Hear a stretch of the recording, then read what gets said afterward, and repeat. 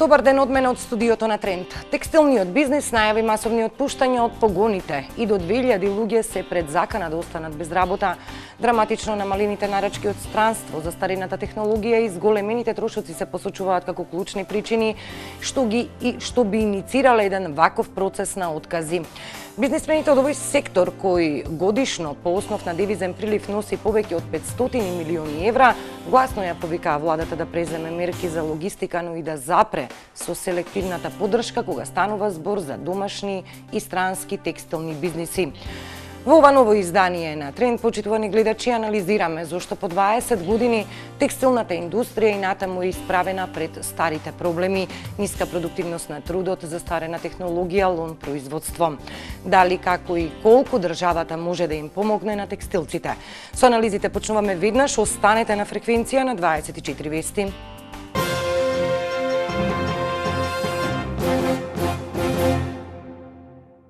Германија, стратешкиот извозен пазар за македонскиот текстил, драматично ги намали нарачките. Домашната текстилна индустрија, според тврдењата на бизнисмените, загази во длабока криза со можна одлука за отказ на дури и 2000 работници. Во обид да ги намалат трошоците, текстилците ја лиферуваа идејата за укинување на платената пауза за ручек. Од владата за Тренд велат дека предлогот е неприфатлив, правото е загарантирано со закон. За состојбите во текстилниот бизнис преку своите соговорници анализира Марина Узунов.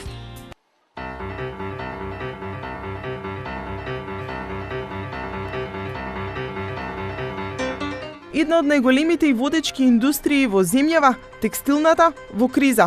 Секторот кој апсорбира 33% од вработените во индустријата и носи годишен просечен девизен прилив од над 500 милиони евра на колена. Најави за отпуштања, драстично намалени нарачки од странство, ефтин текстил од Кина. Соти Рампов, собственик на текстилна компанија од Гевгелија, за Тренд на 24 вести обелоденува дека 2000 текстилци од источниот регион во земјава ќе останат без работа. Во случајот се работи за неочекувано намалување на порачките за јуни-јули, кое што ќе рефлектира тоа е во делот на трикотажата, кој што ги опфаќа повеќе градовите Прилеп, Неготино, Кавадарци, Гевгелија, Струмица, Почани дел.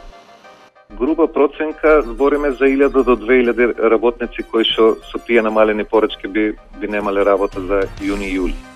За синдикалецот Ангелко Ангелковски, отпуштањето на работниците не е решение кое на долг рок обезбедува конкурентност.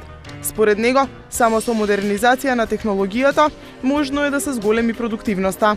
За да се постигне одредена продуктивност во одредена индустрија, пак и во оваа, мора да се осовременува производството и да се прават подобри услови за работење.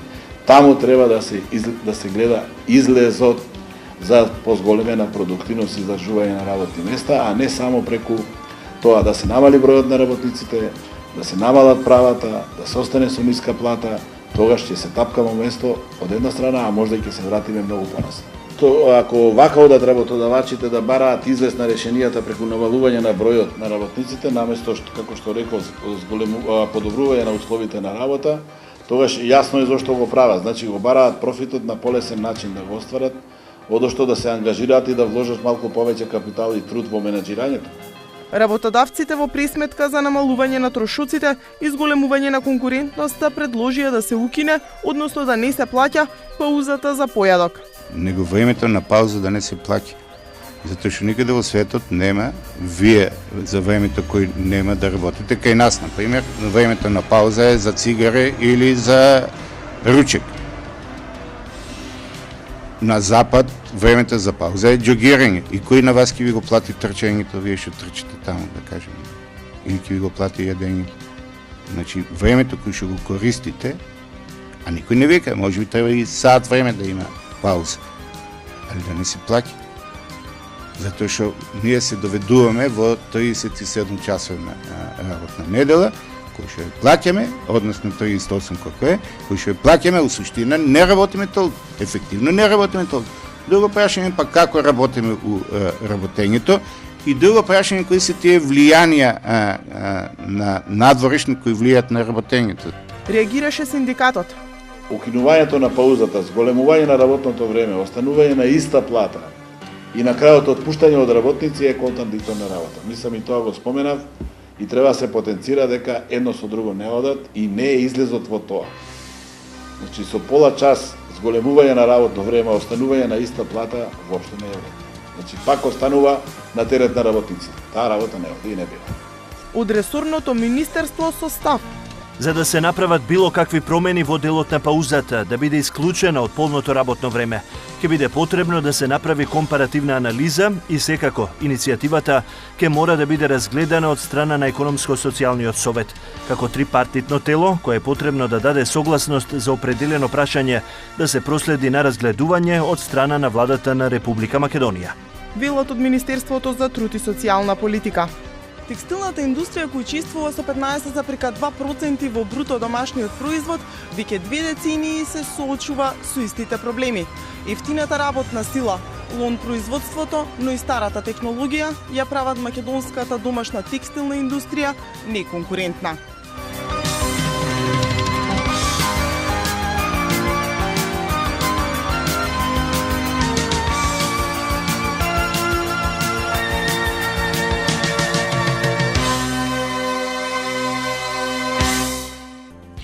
За текстилните работници најниски плати, за менаџерите и натаму високи трошоци. Зошто текстилната индустрија не успеа да се одлепи од старите проблеми? Колку и како килограм кинески текстил ја загрозува позицијата на домашниот текстил? Дали во обид да се спречи на тамошен раст на трошоците, текстилците и натаму ќе притискаат за укинување на платината пауза за работниците? За сите овие прашања ќе разговарам со Маријана Перковска, председателка на кластерот за текстил. Со интервјуто, почитувани гледачи, одиме веднаш по рекламите, останете така.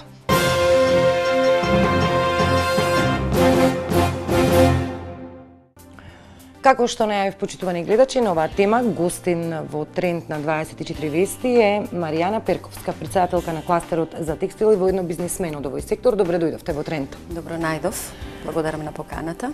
Така, легитимно е да се отворат сите прашања поврзани со овој сектор, особено по онаа најава за можни отпуштања, откази од 1000 до 2000 луѓе. Перковска, зошто вакви бројки, нели кризата полека не одмина, показателите покажуваат опоравување на индустриите, на индустриското производство, што се случува во текстилната индустрија? Она што се случува во текстилната индустрија не е резултат само на кризата. Тоа е на некој начин финишот од она што ни се случува во последните 20 години. Во текстилната индустрија во континуитет опаѓаат инвестициите.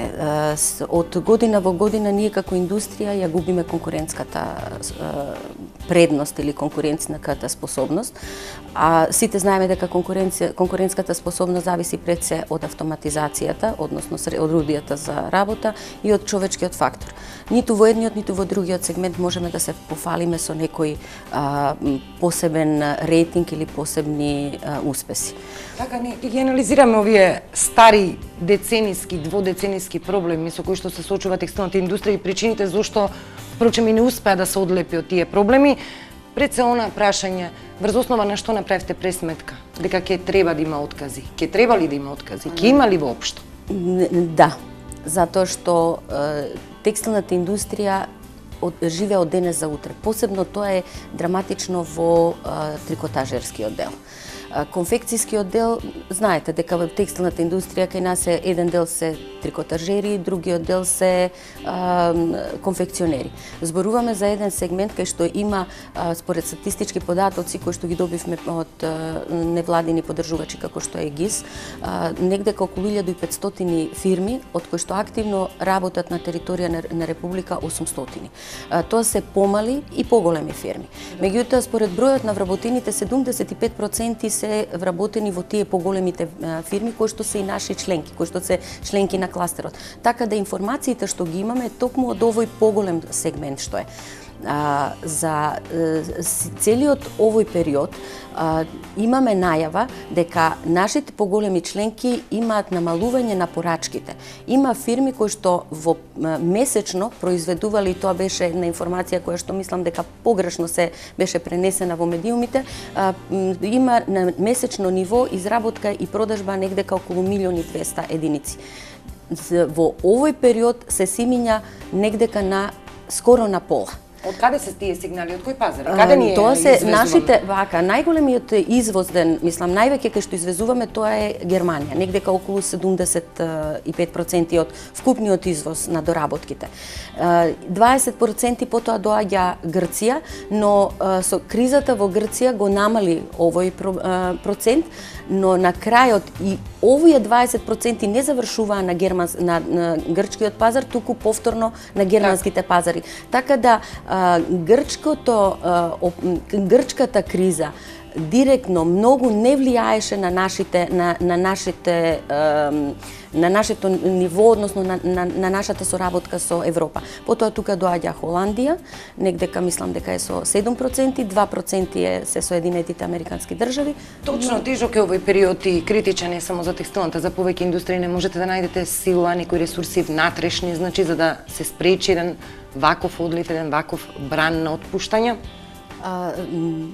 Премногу е долг периодот кога не се обрнуваше доволно внимание на текстилната индустрија, за да може самите текстилци, односно самите работодавци да можат да се справат со сето тоа. Бидејќи, знаете како, кога се работи, секогаш вие имате одредена акумулирана моќ. Таа акумулирана моќ од година во година се повеќе и повеќе се намалува. Така да, без поддршка, кога се кажува поддршка, воопшто многу често погрешно не разбираат. Не станува збор за финансиска поддршка, некој да ни даде пари. Станува збор некој да ни овозможи да ги заработиме. Мислам, во смисол да се најдат поволни кредитни линии, поволни финансиски извори, одржливи и издржливи, за набавка на модерни и автоматизирани машини. Каде е проблемот тука, Перковска? Значи, сведоци сме дека токму тие поволни кредитни линии беа дел од неколкократните антикризни мерки што ги најавуваше владата, преку Европска инвестициска банка, преку деловните банки, преку некои EU фондови. Значи, како пари, постојано се вели дека ги има и тие се достапни. Каде е проблемот? Во институциите или можеби во проектите на бизнисмените и идејата на бизнисмените за некој инвестициски реален процес? Проблемите се на двете страни. Пошто ние имавме една студија која што на иницијатива на кластерот и поддржана од ГИС ја направивме на територија на Република Македонија и дојдовме до податоци дека и покрај тоа што бројките потоа ќе ги дискутираме, 25% од индустрискиот извоз од индустрискиот дел отпаѓа на текстилната индустрија, 35% има од вкупниот број на вработени. Од пласираните средства преку банките, само 5%, едва и 5% користат текстилните фирми. Зошто? Тука има повеќе. Од една страна е веќе хипотекарното задолжување на текстилните фирми. Бидејќи доколку вие еден подолг временски период, рековте дека ќе ги коментираме тие 2 децени. Ако во еден подолг временски период немате одржливи финансиски извори, автоматски вие се повеќе помалку и помалку станувате кредитно способен. Од друга страна, некако како комерцијалните банки се полесно да го зголемуваат хипотекарното обезбедување како процент на обезбедување. И има фирми кои што иако имаат желби и иако имаат можности, не може да ги добијат кредитите. Еве, вие во вашата фирма кога последен пат, например, се одлучивте за некој инвестициски потек? Видете, во нашата фирма моментално успеавме да земеме од новата кредитна линија со доста поволна камата, но има еден фактор кој што исто како кластер повеќе пати го потенцираме, роковите на кои што се даваат кредитите на правните субјекти. Не ни е јасно и се поставува ова прашање, која е логиката да вие како физичко лице, доколку купите стан, можете да добиете кредит од 15 до 20 години, а доколку купите индустријски објект, кој што далеку повеќе кошта, и тоа да можете да го добиете само на 8, максимум 10 години, доколку имате среќа и сето тоа да го издржите како производен процес. Тоа се условите што ги диктираат генерално банкарите. Да, така. Добро, тука постојат можности и начини како тоа би се на индиректен начин би се амортизирало или стимулирало да тој период се продолжи. Например, имаме податоци доколку во меѓувреме, јас тука се оградувам ако нешто не се изменило, каде што истата кредитна линија преку Хрватска банка за обнова и развој, тамошните фирми ги добиваат кредитите на 14 години. Значи тоа е скоро веќе дупло подолг период. Тој период ви е значаен на вас за отплата на точно. кредитот. И знаете како, и честопати ни се поставува прашањето па како вие не можете тоа да го вратите. Да, меѓутоа цената на тоа враќање која е? Се ограничувате на враќање на еден сегмент, застанувате во враќање односно во инвестирање на модернизација, страшен е технолошкиот развој, ве гази времето и потоа тој циклус веќе сте соочени и на овој план со конкуренција преку влесна странски компании тука текстилни, ќе ве прашам и за тоа. Останувам уште малку на оваа тема инвестиции и логистика. Каде е државата во оваа инвестициска приказна и поддршка за нашиот текстилен бизнис? Значи зборувам во смисла на оние антикризни мерки што беа понудени. Нема издвојување, нема дистинкција помеѓу текстилот во однос на другите. Еве, например, знаете, туризмот беше издвоен, земјоделието е издвоено, да. Меѓутоа, текстилот и покрај важноста, значи ние никако не смееме да заборавиме која улога ја одигра текстилот во времето од осамостојувањето до денес, затоа што уште од тогаш имаше еден период кога беше водечка гранка по нето извоз, сега веќе мислам дека е на второ место, но сепак е се уште доста атрактивна и доста влијае на платниот биланс во државата, а сепак не можеме да се избориме за некој подруг третман. Ви помогнали некои од антикризните мерки? Имаше различни формати понудени. Што директно го засегна текстилниот бизнис во овој изминат период од 2, 3, 4 години за време на кризата? Освен она што значеше намалување на царинските стапки, дури имаше и некој, сега последното беше околу изедначување. Ние имавме случај кога дел од царинските тарифи беа повисоки од оние во Европа, конкретно за увоз од далечниот исток на одредени репроматеријали. Вие знаете дека во нашата република немаме производство на примарни суровини. Нешто има околу трикотажерството, меѓутоа тоа се плетилници, не се предилници, се она друго што беше некако си го изгубивме во транзицијата. Така да сега се изборивме, не можеме да кажеме дека во тој дел нема соработка. Тука мислам дека доста постигнавме и изедначени сме. Меѓутоа сите оние други работи не се толку немат резултат, затоа што имате трудоинтензивна гранка.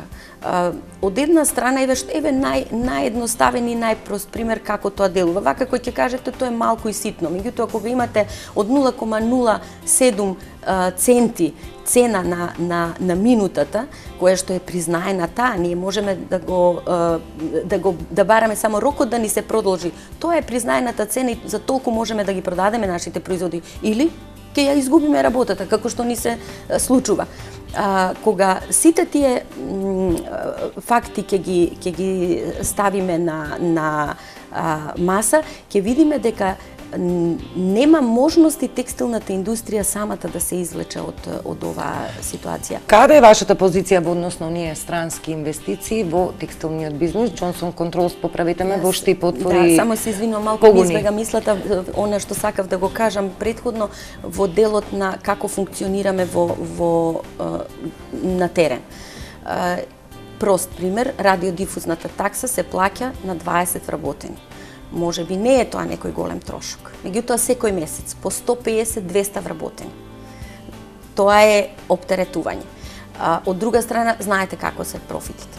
Од друга страна, лекарските прегледи, често пати тоа го зборуваме, не дека сме против. Зошто ако нашите вработени се здравствено осигурани, ако ние плаќаме месечно за осигурување на вработените, Која е логиката да систематските прегледи бидат на терет на работодавците? Ама добро, тоа прашање веќе се отвора на ниво на цел бизнес сектор, значи тоа важи и за меѓутоа нашата овдека, компанија, и за сите меѓутоа компании. трудоинтензивна. Зборуваме за тоа е во начело за сите. Да, меѓутоа како законска регулатива. Како законска регулатива, меѓутоа зборувам за 40.000 вработени. Значи, сето тоа не прави понеконкурентни.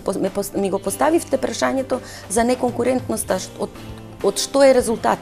Така. Добро, ова се вашите аргументи. Одиме на што ви го постави веќе Johnson Controls во Штип нови погони. Текстилна индустрија, значи сегментот текстилната индустрија. Значи веќе имаме пенетрација ние на странски инвестиции во овој сегмент. Каде е тука македонскиот домашниот текстил во однос на странскиот кај нас дома на терен? Значи таму имаме формати на субвенции на странските инвестиции, ослободување одредени даночни за придонеци за вработени, апропо вашите бизниси. Така, ова беше и прашање, бидејќи навистина во последно време некако се активира овој дел околу вработувањата, затоа што ние како текстилна имавме проблеми со сезонските вработувања, повремените вработувања.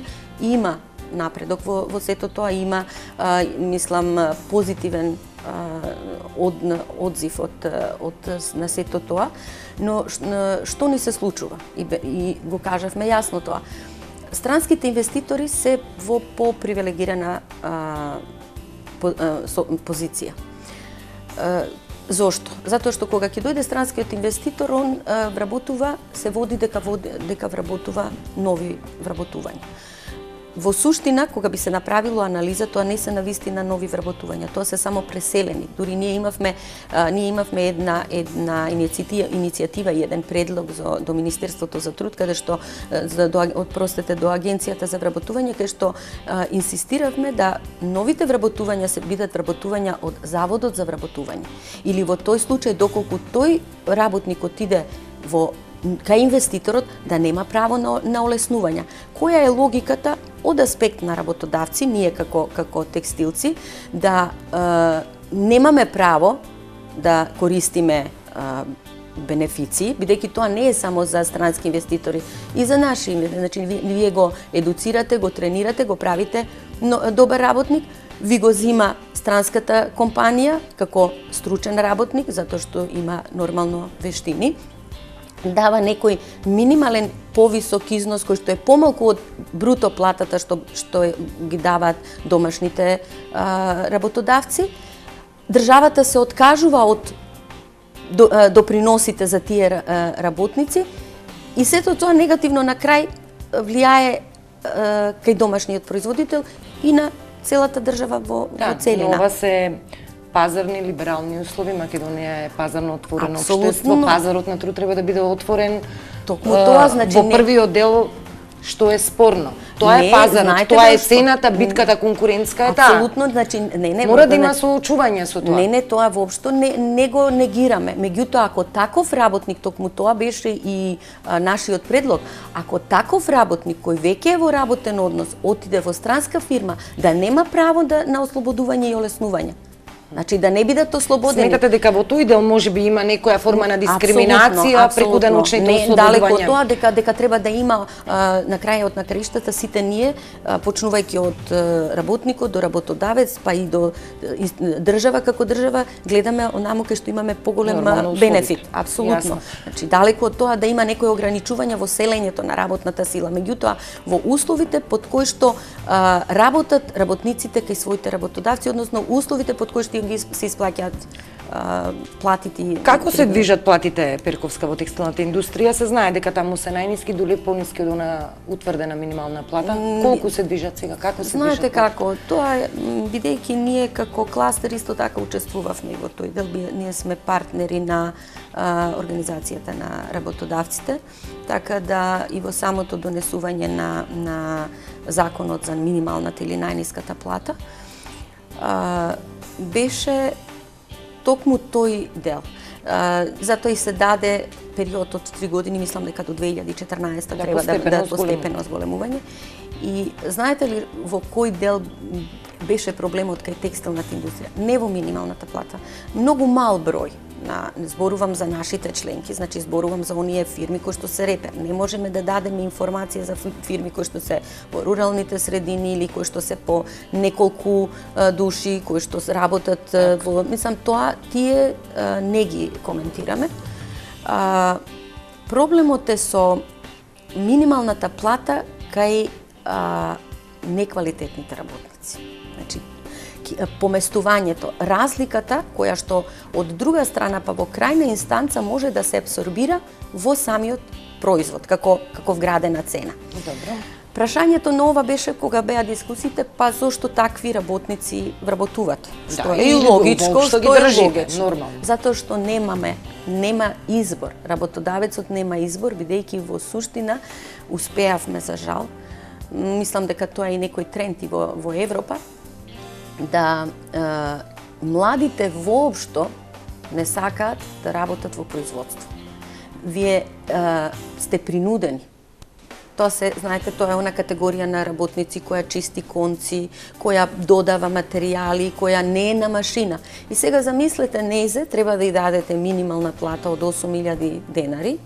Мислам, зборувам сега, не сакам да бидам погрешно сватена. Пред да го почнам дискусијата, ќе го кажам и ова. Доколку ја гледаме платата како од социјален аспект, таа е страшно мала. Дури е недостојна. Меѓутоа, доколку ја гледаме како економска оправданост на учество на платата согласно на нашата продуктивност и оптеретувања и она што ни се случува на терен, е невозможно од аспект на конкурентност на странските пазари. Зашто вие можете да направите трошоци колку сакате. Знаете, едно време викаат, па вие сте производство, ќе формирате цената како сакате. Не.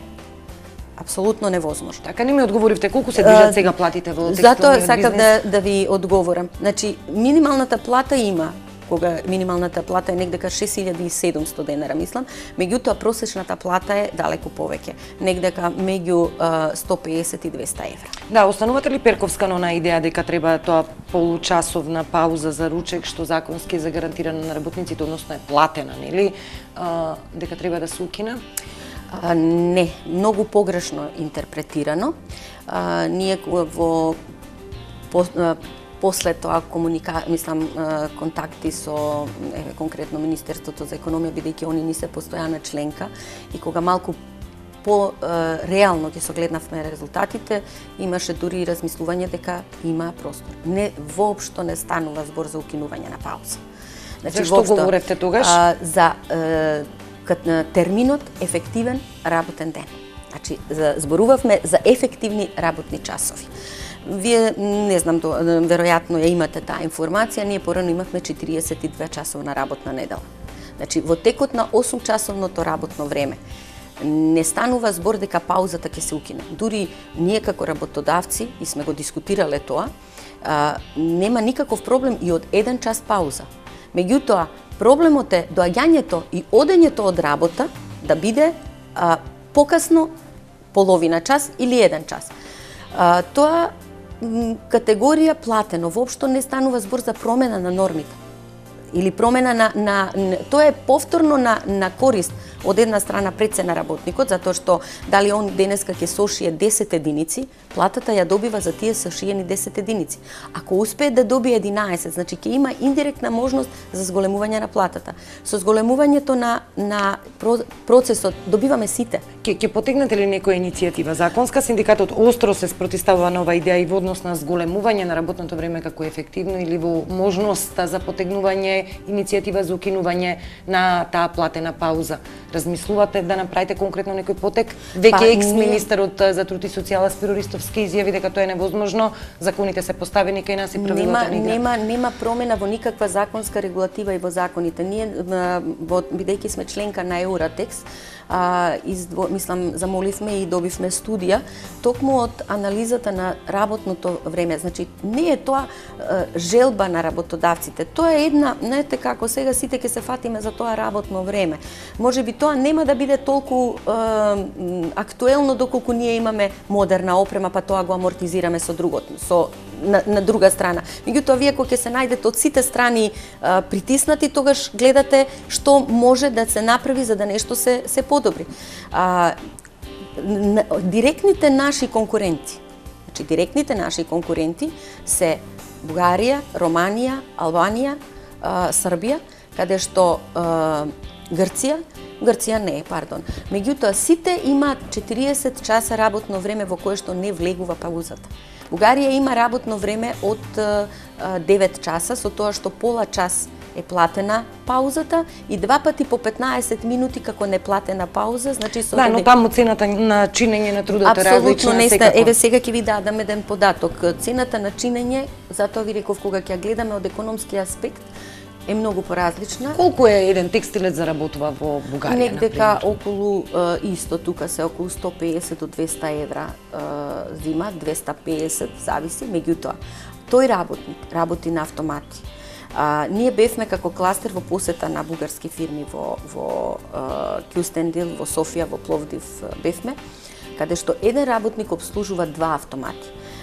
Дали поради одредени пристапни фондови, дали поради политиката, например, еве соседна Албанија, која не е членка во Европската Унија, има автоматизација на текстилното производство со подршка, директна подршка. Еден работник обслужува 2 автомата. Ако нашата работничка шие, да кажеме, за 7 кошули за 1 час, они шијат од 15 до... Зборуваме за продуктивноста на трудот. За продуктивноста. Сега повторно ме вративте на почетокот овој разговор. Точно тоа. Работникот е таму да ја сработи професионално задачата. Инвестициите се дел на менаџерот, односно на самиот газда, собственик. Ве прашувам, после 20 години транзиции, приватизации, зошто текстилната индустрија не успе да се одлепи од овие стари проблеми? Ги лоциравме, дел без логистика на влада, ефтина работна сила, неедуцирана, недостаток, можна дискриминација, силна странска конкуренција и дома и надвор, и либерализација. Каде е вината на самиот текстилен бизнис, на самите менаџери во целата оваа приказна? Има, затоа и реков дека вината е на двете страни. Сега може би малце како не е ова политика, меѓутоа ние во транзицијата, односно со осамостојувањето на Југославија, како настана приватните компании, настана со распаѓање на големите гиганти, Астибо, Тетек. Се дојде до една комфорност во текстилната индустрија. Од текстилот многу добро се живееше, државата исто така имаше доста бенефит од тоа.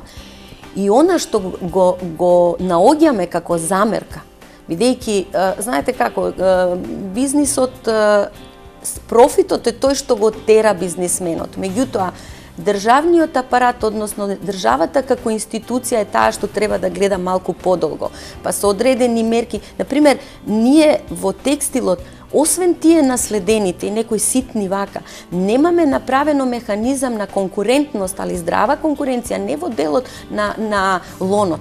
Ние имаме, не направивме клима каде што младите луѓе ќе го најдат својот интерес за да се вградат. Ако имате вие индустријска гранка во која што просечната старосна структура е 40 до 45 години, тука немате иновативност. Значи, тоа е делот на успаноста на тој бизнис сектор. Јас сосема се сложувам со тоа. Меѓутоа, што правиме сега? Дали...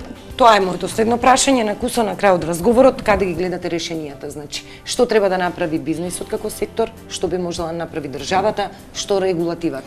Каде го гледаме излезот? Прво и основно, враќање на имиджот на текстилната индустрија. Би сакала да кажам дека текстилот воопшто не е конкурентна и не перспективна гранка. Ова се исто информации во Европа, значи од кластерот Евратекс или од европскиот кластер. Точно е дека они имаат така наречен технолошки текстил и сето тоа. Меѓутоа, сама Европа увиде дека не може комплетно да го исели текстилот од Европа и да зависи од некоја далечно источна земја, како што е Кина, и да сето тоа не се ефектуира на економијата на европските држави.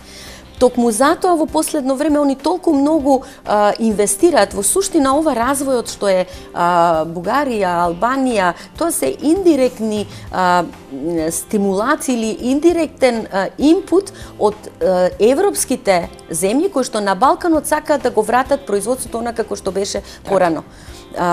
Така да Кина ќе стане сама за себе на домашен план има простор владата да интервенира? Апсолутно, апсолутно. Вака сега, не знам дали вие го имате тој податок, меѓутоа на годишно ниво има некдека секоја година 56 и јас ќе потенцирам евидентиран увоз на текстилни производи.